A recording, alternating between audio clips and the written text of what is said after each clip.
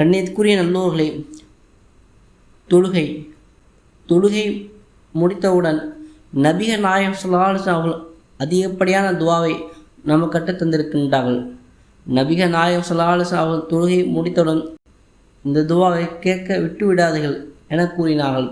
அது என்ன துவா என்பதை இப்போது பார்ப்போம்.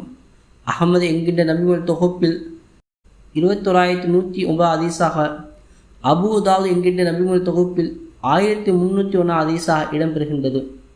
முஆத் ரலியல்லாஹு அன்ஹு அறிவிக்கின்றார்கள், நபிகள் நாயகம் ஸல்லல்லாஹு அலைஹி வஸல்லம் கூறுகின்றார்கள், இறைவா, உன்னை நினைப்பதற்கும் உனக்கு நன்றி செலுத்துவதற்கும் உன்னை அழகான முறை வணங்குவதற்கும் எனக்கு உதவி புரிவாயாக என ஒவ்வொரு தொழுகைக்கு பிறகு கூறுவதை விட்டு விடாதே என நபிகள் நாயகம் ஸல்லல்லாஹு அலைஹி வஸல்லம் கூறினார்கள்.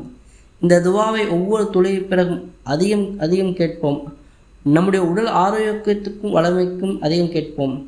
உடல் ஆரோக்கியமாக இருந்தால்தான் எதை நல்லது என செய்கின்றோமோ அதையெல்லாம் நாம் செய்வதற்கு வாய்ப்பு அதிகம் கிடைக்கும். ஆகவே அல்லாஹ்விடம் ஆரோக்கியத்தை கேட்டுக்கொள்வோம்.